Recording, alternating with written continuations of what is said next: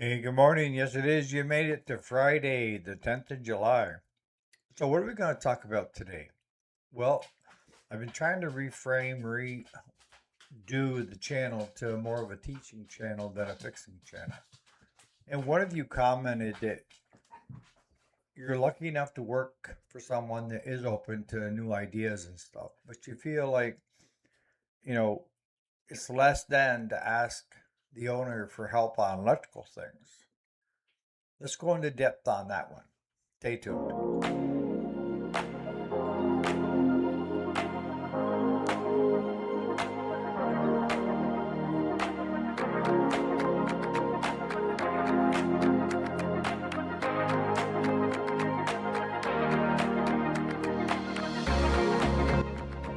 Alrighty, welcome back to the channel. My name is Eric, if you didn't already know it. And yes, this is the weekday, Monday through Friday. Today is Friday, July 10th of 2026. I tell people that in order for me to learn what I want to learn, it's going to take 2.5 lifetimes. So there's no way I can know everything out there. There isn't. And it's ever changing, evolving, and so when I hear somebody tell me I don't know everything, that gives me hope because by admitting that you don't know everything means that you are willing to learn things, if that makes any sense. Because the minute you close yourself off and you're not willing to listen to others or ask others for help is the minute you stop learning. And I told you guys on the channel before is one of the first things I did was make the AKA competitors my friends. Other shops are not my competitors. They're my friends. And the way I do business anyways is I would never undercut another business, even if I hated it. I still, business is business and there's a certain way you do it. And if you're doing it the right way, you'll be here for the long haul. If you're doing it mischievously, underhanded and everything else, you're not going to last long because you're going to get a reputation, okay? But I make the so-called competitors my friends not only because I want to be in a good community and stuff and share information. It's just for those issues of where we run into something that we may have never seen before, and I can reach out, and one of those guys probably have seen it. And that goes vice versa, them calling us and asking us, how do you go about doing this? I think the biggest thing is that gets in our way is our pride, okay? Pride can get you in a big amount of doo doo, okay? Now, with me, when I approach a new job that I've never seen before, I'm apprehensive. Some people thrive on it, not me, because I'm thinking no matter what I do, there's probably a better way to do it that I don't know of. And we could spend 5 hours doing a job that a mechanic that had seen it before could knock it out in 20 minutes because he knows or she knows the right way to go about it, right? We're kind of shooting in the dark. And I don't like doing those too much because if I'm learning or the shop is learning, I don't feel that it's right to learn on the customer's back. So if it takes us 5 hours and I find out later it takes a mechanic that's seen it before 15, 20 minutes, I'm kind of scratching my head. And how can I charge that customer for 5 hours? If they had taken it to this shop with that mechanic, he could have had it knocked out in short order. So I try to avoid doing those learning by fire. So before we learn by fire, I send out an SOS to the other mechanics and shops. Have you seen this before and how do you go about it? And 99.9% of the time, that information flows freely through the shops. If any of the other shops lack a tool that I have, they know they can come borrow it. And they do the same for us. So, specialty tools, I have so many of them up the yin yang, many of them they've only used once because we had to have it for that one time. Where it makes it so much nicer too if you're friends with the other shops. It can't be all one way. You got to be careful on this. Is you can't become a friend with the other shops only to constantly be drawing information and tools from their shop and not giving anything back. It's got to be a two-way street, as I always say, a win-win for everybody, right? If it's a win-win where everybody is benefiting, then it's a good deal to be had. If if it's lopsided, where one is getting more out of it than the other will get tired of it. I'm telling you right now. So before you decide to become friends with the other shops and stuff, you need to take a look at and see what do we have to offer them that would be of value. And sometimes it's business sense. You know, I know with us, I don't really care for the warranty work because 99% of the warranty work is not warranted. If you read the owner's paragraphs in the small print on what's acceptable and what's not, it's got to be a defect from the factory, not one that because the customer hit something and cracked the frame or this or that. It's got to be a something that was there prior to the owner buying it. So with that line of logic, I'm the first one that will admit that I don't know everything. And I'm the first one to admit that I'm not a great mechanic. Can I aspire to become a great mechanic? Yes. Do I want to be a great mechanic? Yeah, I want to know enough to be able to help in the shop when needed. But I love business more than I do turning wrenches. But I understand that in order to have business, sometimes you got to turn wrenches. And I'm normally a quick learner to a certain extent. I can take things apart really fast. But when it comes to putting them back together, unless I have them in order, something different. So if you're, it doesn't matter whether you're first starting out or you've been in the business for 30 years, you're going to see stuff that you've never seen before. And if you can get pride out of the way of admitting to a fellow mechanic or the owner or who have you that I've never seen this before, I don't know what I'm doing, any advice on how to do this. And by doing that, you're going to become a better mechanic because you're going to learn as they're showing you. Same thing goes if you're in a shop where there's more than one mechanic. Again, it can't be a one-way street. It has to be a two-way street. You need to be able to offer that other person something in return for them sharing their knowledge with you.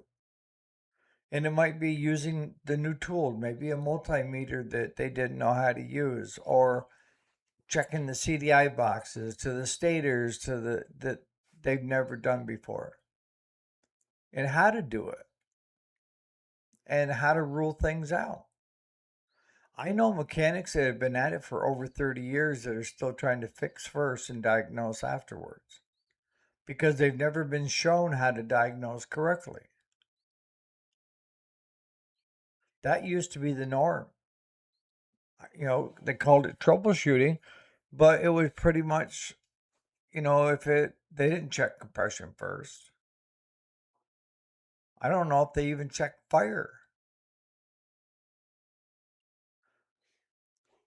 The big thing was checking to see if your spark plug was firing and clean the carburetor and change a coil maybe. But on average, even the schools that I attended didn't go into diagnosing the issue. It was always how to fix the issue. Well, how can you fix something if you don't know what it is that needs fixing? Because you could be fixing over here and the problem is over here, right? You think you got it fixed here, and you come to find out, well, it's not doing anything different. So that didn't change anything. So you do something else and you put another part on it. That doesn't do anything. That, in my eyes, is parts replacing. You don't know how to diagnose that engine or that system. Because what I'm trying to teach is not only how to diagnose issues on the engine, but also on the mower deck, on the lift linkages, safety switches, battery, name it. I'm trying to cover it. And the way I go about it is I eliminate. I've if I don't know, I will ask or I will look at Google and see if somebody out there is doing it. But instead of just ordering parts and putting it on and hoping for the best, I don't do that. I'm methodical on how I do my checks to see, do we have compression? Yes. Go on to fire. If we don't have compression, check the valves. If the valves are fine, you're done. You're done. So if you got good compression, you go to fire. You don't have fire, pull the wire off the coil. If you automatically have fire, it's in the system. If you still don't have fire, it's the coil. You're done. If that lawnmower has sat there for a long time, rust can build up on the coil and the pickup, and it can make it so that it's either a weak spark or no spark. So if you see rust there, take some emery cloth, clean it up before you order a coil. The air gap between the flywheel and the coil itself, use a business card. Right thickness, set it with the impulse coming towards the coil. It sticks out a little bit farther than the rest of the flywheel. Come up against it with a business card and lock it in. The other thing you want to check too is magnetism. On that flywheel, there's a spot that basically is a magnet because you have magnets all through the inside, right? If that doesn't show magnetism, then there's an issue with the flywheel, whether it's magnets let loose or something internally had a breakdown.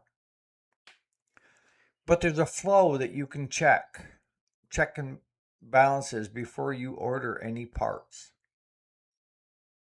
I don't want you ordering parts until you get done doing a complete diagnostic. Sometimes you don't need to order parts. Sometimes it's just simply a wire screwing you. One that came unplugged or the whip got chaffed where it goes through a hole in the frame somewhere. It's metal, and if it's rubbing, it could get down to bare metal, and the wire rubber on the wire could come off, and now you're getting a dead short, a ground. Could be that. And a lot of times a piece of wire, a couple of connectors, and you're golden. Didn't cost you anything, did it? Well, it did. I mean, but we carry all that stuff right here in stock. Pennies on the dollar compared to if we just started throwing new parts on it. My philosophy is I treat people's machines like I would my own. And we always start with the cheapest fix and work our way back. And the only way to do the cheapest fix is to do a proper diagnostic on it to find out why it's doing what it's doing or not doing. And I can tell you right now, for every issue that could be on that lawnmower, rototiller, chainsaw, there is a way to diagnose and check to see if there's an issue with it. There is. And that's what I'm going to concentrate on over the next few months is teaching you how to diagnose. Everybody likes to fix. And as I told you, I'm not going to be a hypocrite and tell you that I wasn't that way at one time either. I was like that for years. I was just throwing parts at it. I was a parts replacer. And I said, there's got to be a better way. And I started learning. I opened myself up to what other people were doing and how to test things, to see how to rule out things. If you're sitting there and your PTO clutch doesn't work, that's an expensive part, isn't it? But it's even worse if you order a new clutch, put it on, and find out you have the same problem. There is a better way. You can ohm test the clutch to see if it's between 2 and 4. You can check voltage coming down from the whip.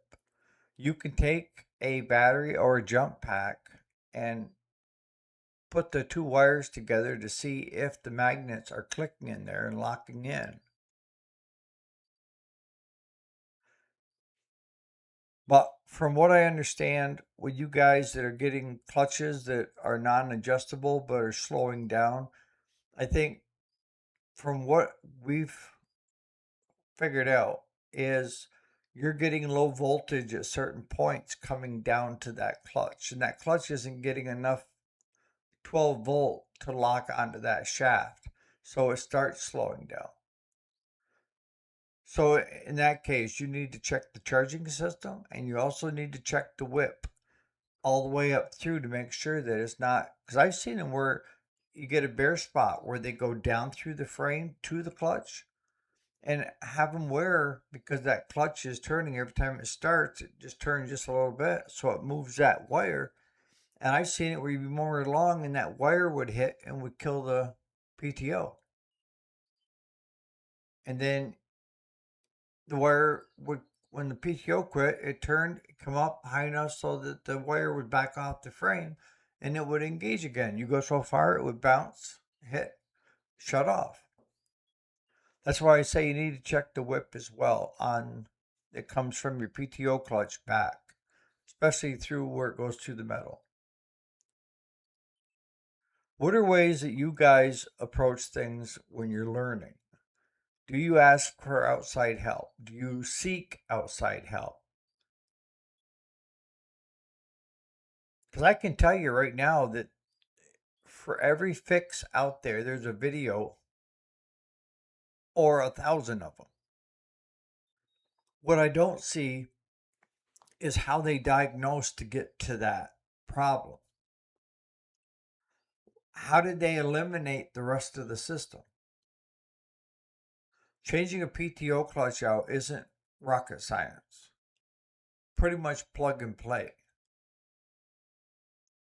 But wouldn't it be better if you're trying to learn and you watch somebody ohm test their PTO clutch on the bench, show you how to jump pack or battery to see if it's, and then do a general look. I do the smell test too. You can smell them if they're burnt. And if that all checks out, then I know I have to go the other direction, right? What is the best way you guys learn? Is it just learn by fire, or do you go check other videos? What do you do? And are you up to me trying to explain how to diagnose different things to eliminate? One of you asked if I could put up a flow chart of some kind. I can put together a flow chart for you. Pretty simple. Probably I can do it in Paint maybe, and then just put it in the description somewhere later on when I have time to do it, of the way I methodically go down through. And I do it so much that it's just second nature. I wonder if it's better just to put the camera on me and have me diagnose an issue with the lawnmower and how I rule things out. If you want to be a really good mechanic, you're going to diagnose first and then grab your wrenches and fix the problem, not the symptom. So, on that note, guys, you guys have a great Friday. Hopefully, you have a great weekend. We dropped a bunch of hay yesterday. So, that's what we're going to start cranking up to get all the farms done. So, it's going to be a pretty busy weekend. So, you guys have a great day.